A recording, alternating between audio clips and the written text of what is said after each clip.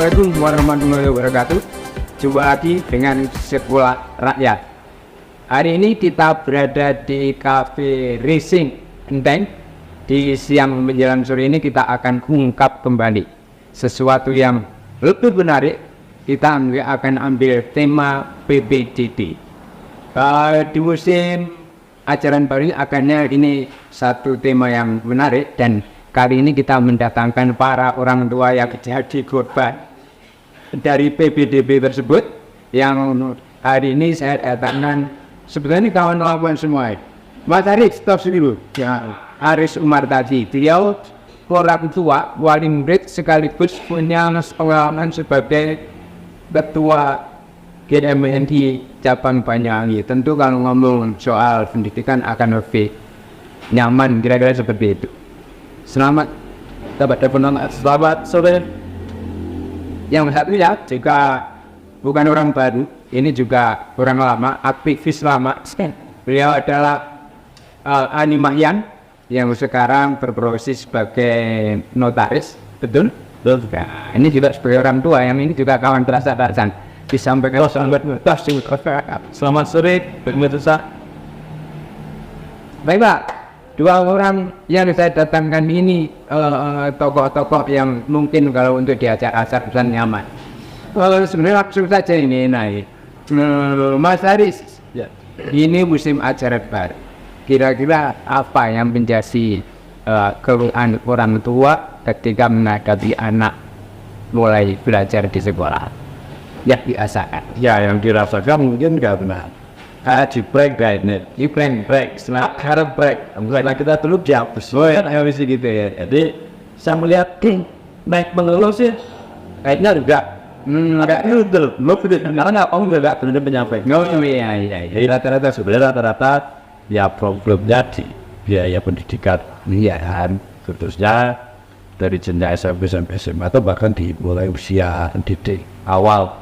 Di TK itu juga tidak ada sekedar untuk PPDB ini, problemnya tidak sekedar sampai di SMP SMA, mulai dari pendidikan dasar, wah SPP-nya sekian ratus, BR ini dan sebagainya. Nah apalagi yang kita hadapi nih, saya kebetulan anak saya kan SMA negeri ya ada problem pada waktu itu terkait tentang apa ya kita rasakan pembiayaan. Yang katanya gratis, kalau negeri kan gratis ya. Tapi ini alasan itu nggak gratis Pak. Nah ini yang pengennya ya kita pengen berat lah sama teman-teman, kalau pemirsa mungkin ada problem yang sama, ayo kita ngobrol. Ini bisa kita selesaikan sebenarnya. Tapi selama ini kan ya pelaku dewi kalau lihat diri. Itu tadi tidak asuhan apa? Iya. Baiklah, ini mulai agak panas nih, maklum. Yang kita ajak bicara ini kan mantan ketua GMI di cabang Banyuwangi. Baiklah, tadi sudah benar pertama, harusnya dan benar kedua. Ini harus lebih panas ini. Apalagi yang mau berita Bapak Notaris. Gimana kira-kira Pak Notaris atau yang berundel yang lain terkait dengan PPDB ini? Sebetulnya yang berundel tidak hanya kita berdua. Oh iya, saya yakin banyak orang tua murid itu berundel semua. Iya. Istilah di prank itu memang benar bahwa jargon gratis sekolah di sekolah negeri itu ternyata hari ini dikemas lagi sedemikian rupa dengan apa namanya sebutan yang lain, ada infak lah, ada apa. Ya prinsipnya kita disuruh bayar, ujung-ujungnya kita disuruh bayar. Ambil contoh misalkan pada waktu kita mendaftar, terus kemudian kita disuguhkan dengan sejumlah biaya pengadaan seragam misalkan yang menurut saya nilainya cukup fantastis. Ambil contoh pengalaman saya, anak saya tahun kemarin itu 2.300.000. 2.300.000. Bahkan ada teman anak saya itu di sekolah yang berbeda itu 2.500.000 untuk seragam saja, belum ada infak. Infak itu rata-rata sekitar 3 sampai 3,5 juta dan wajib, dan itu wajib. Jadi kalau kita melihat konsep infak ini ya kan diserahkan ke masing-masing masing-masing orang tua murid, tapi ternyata tidak. Meskipun pada pelaksanaannya kita bisa mencicil, tapi kan ini tetap memberatkan. Betul. Kita come back to Iya, ini ada yang menarik ini, ada modifikasi definisi infak. Kalau berdasarkan sukarela, karena itu kebutuhan sekolah, jadi infak yang wajib. Itu wajib. Hajilah. Ini dari nilainya ditetapkan. Nilainya ditetapkan. Nominalnya tetap sekian. Jadi ini akhirnya lebih membingungkan ini, Mas Aris. Kalau infak itu berapapun biasanya harus diterima, tapi ini ada infak yang dari ditetapkan. Dan itu pun masih disebut sebagai infak, maka saya sebut sebagai modifikasi modal. Kira-kira pemirsa, ini mulai anget ya. Tapi ada lagi yang perlu ditanyakan ke Mas Aris. Apa yang menjadikan situasi ini kok semakin hari tidak semakin berkurang? Ini kan semakin menjadi-jadi. Padahal kan tajuknya selalu pakai tajuk sekolah gratis. Kira-kira apa menurut Mas Aris? Itu kok terus menjadi-jadi, tidak pernah berkurang. Bahkan tadi malah memodifikasi makna infak. Ya, enggak. Ya, yang pertama karena saya melihatnya kita terus sebagai orang tua itu kan ada kecenderungan wong Jawa. Jawa itu kan Jawa lah.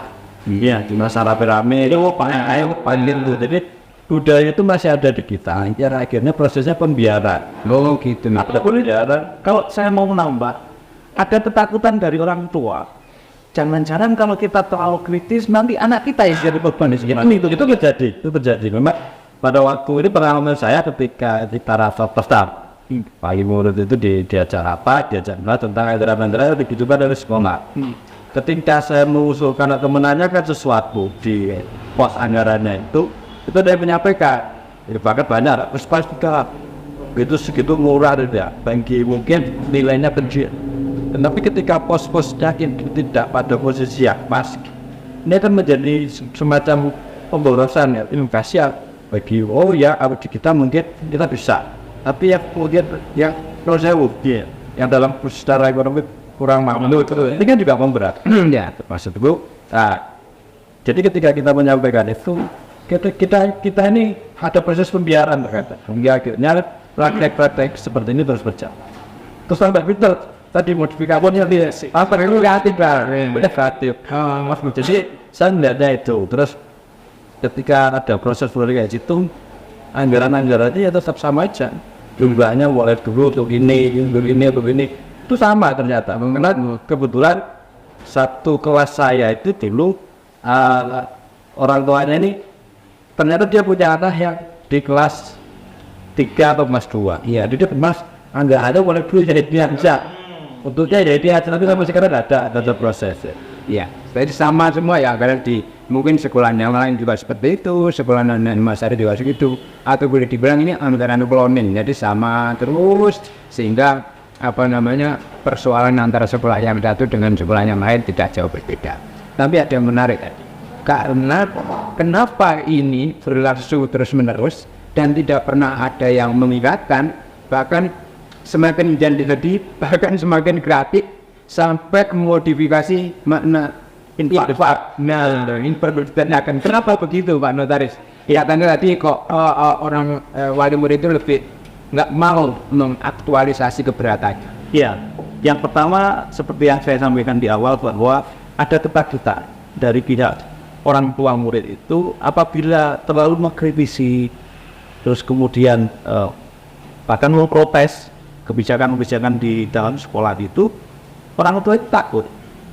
Jangan-jangan nanti anaknya menjadi korban. Katakanlah misalkan tidak secara langsung, tapi dalam hal tertentu, misalkan itu berdampak pada anak kita. Nah itu yang kita khawatirkan, itu yang pertama. Terus yang kedua, anaknya himpunan orang tua siswa yang disebutnya di situ komite sekolah. Ini saya rasa kok malah menjadi coreng kepentingan sekolah. Ini sebagai contoh saja, waktu kita rapat misalkan, di situ bukan membangun kesepakatan, macam penyampaian instruksi begitu. Jadi sudah ada rumusan dulu, terus kemudian disampaikan. Ini apa makna rapat di situ itu? Diengkol. Ya di lingkup ya. Kita di frame tadi itu. Kalau bahasa kuno ini kita sudah di lingkup. Nah, untuk menyetujui padahal di balik layar tidak dihitung. Iya, punya. Ini tadi sudah agak mengerucut. Nah, sudah perkaranya kelihatan. Dia paling nampak itu adalah lemahnya nilai tawar siswa. Kira-kira bagaimana wali murid? Wali murid tidak punya nilai tawar terhadap sekolahan, sehingga sekolahan lebih leluasa menentukan apapun yang dibawahi.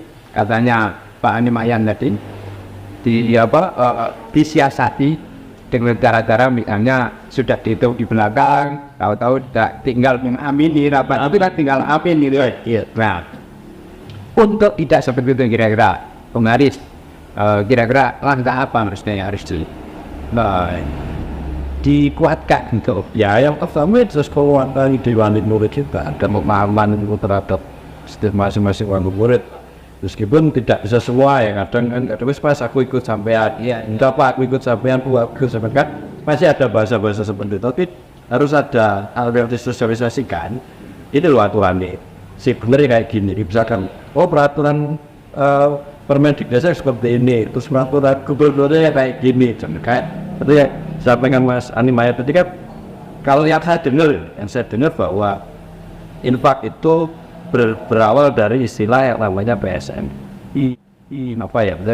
Bantuan masyarakat kayak ini.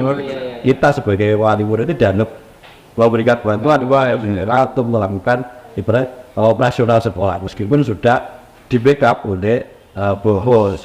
Cuma bos itu tidak semuanya bahasanya kayak itu. Akhirnya karena kekurangan minta ke wali murid.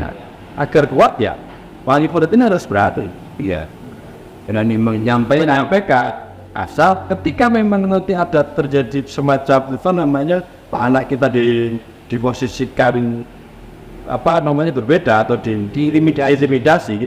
Nah sekarang mungkin ada perundungan. Nah, selama ini kan perundungannya hanya dari siswa ke siswa.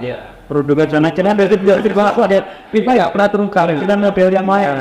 Nah, ada proses-proses itu yang kata anak kita nggak tahu. Tapi ya jelas bahwa fungsikan kembali yang namanya komite sekolah so mengikat fungsinya.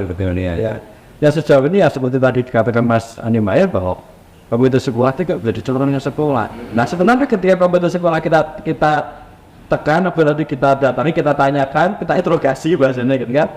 Mereka punya sekolah. Ini kan saling lempar jauh. Jadi ada penguatan kepada wali murid bahwa oh ini harusnya seperti ini ya tuan. Iya, agar kita tidak terbebani. Karena kenapa kita memilih anak kita tetap ke sekolah? Jadi akhir kita juga ringan. Ya, harapan kita itu. Tapi akhirnya pada yang menarik, kenapa banyak siswa atau wali murid yang lebih memilih ke swasta? Karena di sekolah negeri pun juga jalur semu. Kualitasnya juga berimbang. Iya, betul. Ya, itu juga hampir kompak gitu. Baik, Pak. Jadi menurut Lara tadi memang harus ada kekuatan dan apa namanya kita ini sepertinya di break dengan waktu yang berkepanjangan dan itu turut temurun. Nah, ini artinya dari bapaknya misalnya tidak mampu membayar, kemudian prank itu dilanjutkan ke anaknya. Ini memang sangat memprihatinkan. Dan satu hal yang menyebabkan terjadi seperti hal ini, maka yaitu tadi nilai tawarnya agar kuat sekarang ini sudah ngomong penguatan sudah gimana kira-kira. Jadi saya membayangkan bahwa institusi pendidikan katakanlah di satu sekolah itu seperti pemerintah, di sana ada eksekutif, ya tentu perimbangannya harus ada legislatif, sama-sama tuan. Legislatif di dalam dunia pendidikan di dalam sebuah institusi sekolah itu apa? Ya komite sekolah. Sehingga ada perimbangan katakanlah tentang penilaian. Ini kemampuan orang tua ini seberapa misalnya. Jangan terus kemudian komite dijadikan corong untuk melegitimasi kepentingan sekolah. Sehingga menurut saya bahwa penguatan fungsi komite sekolah seperti halnya legislatif di dalam pemerintahan itu menurut saya sudah sangat cukup sebetulnya. Atau bisa jadi terbalik. Gimana? Komitenya kuat, ini ya sekolahnya ya kuat. Ini bukan corong sekolah, tapi memang mencorongkan uangnya. Artinya komite punya kepentingan sendiri. Karena saya melihat kok ini ada yang sangat berkepentingan di soal omnibus law. Atau begini saja, bisa dibubarkan komite.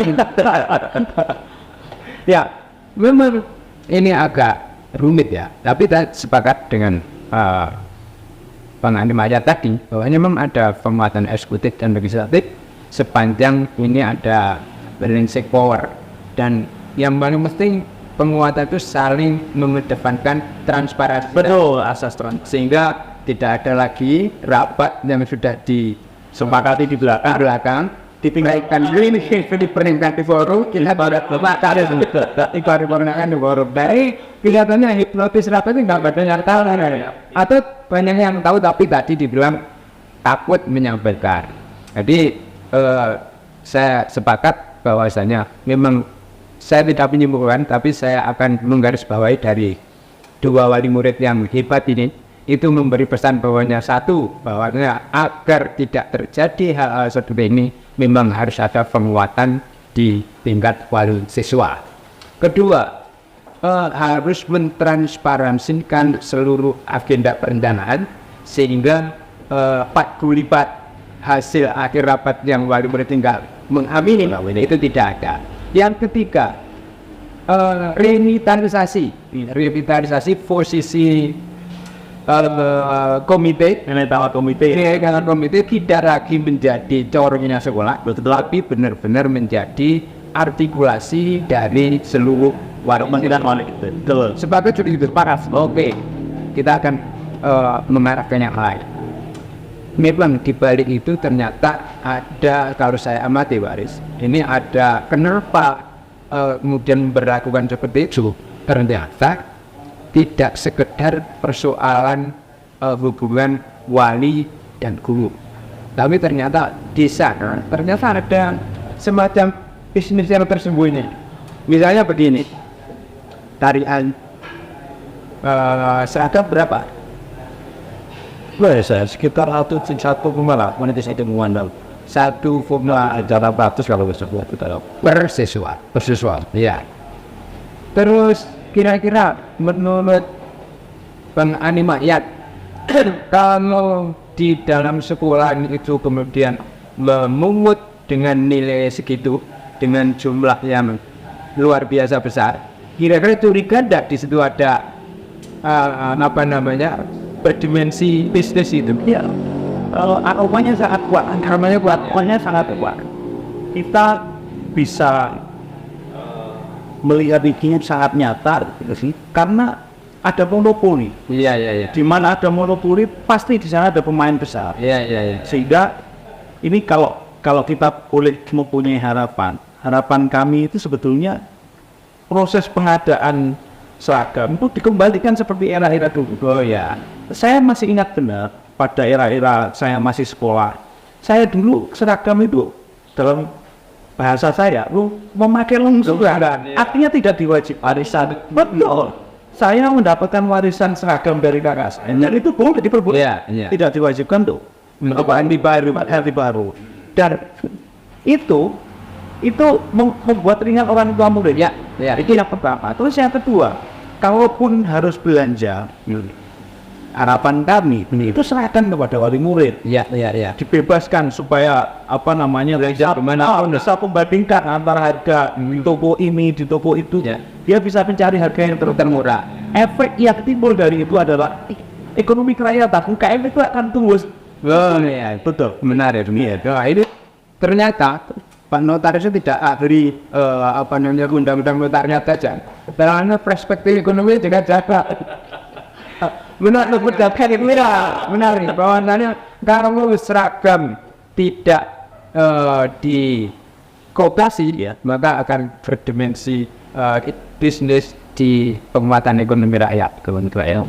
Ya, baiklah, tadi sudah disampaikan oleh Mas Ahad bahwasanya di dalam sekolah terkait dengan seragam itu tercium bau anjir bisnis. Dan menurut Mas Ahad bahwasanya di monopoli itu selalu ada tanda-tanda orang akan bermain secara rapi untuk menguasai seluruh kekuatan usaha di situ.